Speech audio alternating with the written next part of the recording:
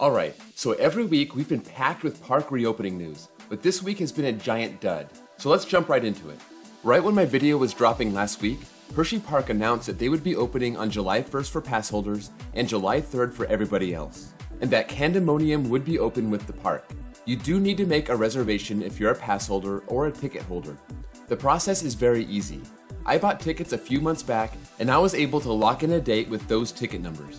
All guests over the age of 2 will need a mask. Nothing else really stands out. They will check your temperature at the gate, but there's no word about a virtual queue system.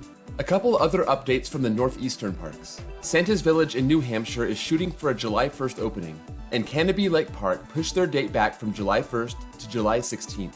At this point, most parks in the US have either reopened or have set a date to reopen. That leaves the West Coast parks, California, Oregon, Washington, as well as Minnesota, Michigan, Illinois, New York, New Jersey, and Virginia.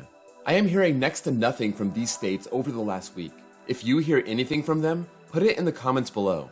Disneyland proposed a July 17th opening for their parks, which seems pretty safe given the Phase 3 permission that the governor gave all the parks. And based on the July 1st goal that most of the other Southern California parks set, it looks like they'll be open sometime in the first half of July.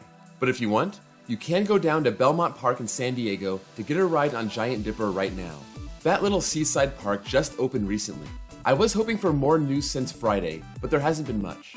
Six Flags Great America was hoping for a June 26 opening, but I heard from a viewer that the employees' return to work date was delayed, so their reopening does not look good for now.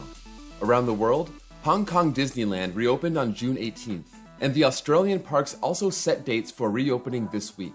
Movie World will reopen on July 15th at no more than 50% capacity. Since it was a slow week for reopening news, let's talk about some other big news that dropped this week. Kentucky Kingdom just leaked their plans for a new 2021 roller coaster, and there's actually a lot of information here. So let's take a look at the permit. 102-foot structure with work to begin on September 1st and end on May 1st. And based on the coordinates, we do know where this will be, right here between Storm Chaser and Thunder Run. Right in this area where the Larson Loop is. When I was walking past here in 2018, this whole area was blocked off, and they had construction signs on the fences, so this seems like a prime spot for that new compact coaster. This whole plot of land measures 475 feet by 193 feet. So what is a 100-foot coaster that could fit on this plot? Easy answer, RMC Raptor. The original permit also listed the structure name as Raptor. Railblazer's plot is 234 feet by 95 feet, which would take up about half this land. If I limit the dimensions to match Railblazer's plot, this can fit here without having to move the Larson Loop. The Raptor model was made for a park like Kentucky Kingdom. Although it is pretty similar to Lightning Run, it's still a great thrill coaster, and it'll be a big hit, and it'll give Kentucky Kingdom a second RMC, something that only Six Flags Fiesta Texas can say.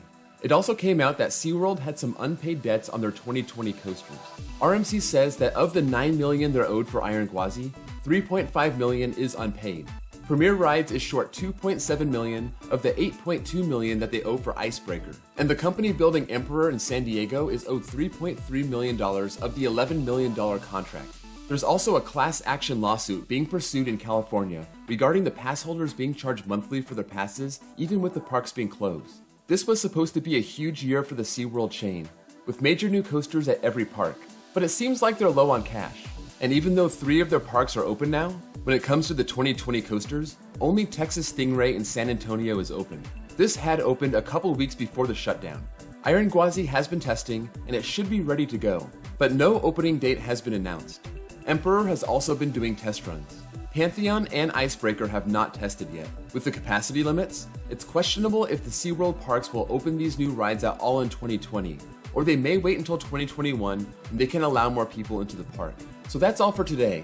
This is actually going to be the last one of these videos I do for a while, because starting next week and through the end of July, I'll be on the road, so I won't have a lot of time to do videos like this. So I will be moving my Wednesday videos back to Thursdays. But the good news is that I'll be going to a lot of new parks and getting a lot of new content. And that all starts with Indiana Beach's VIP event, which is on June 26th. So that's it for now. Thank you all for watching, and I'll see you all next time.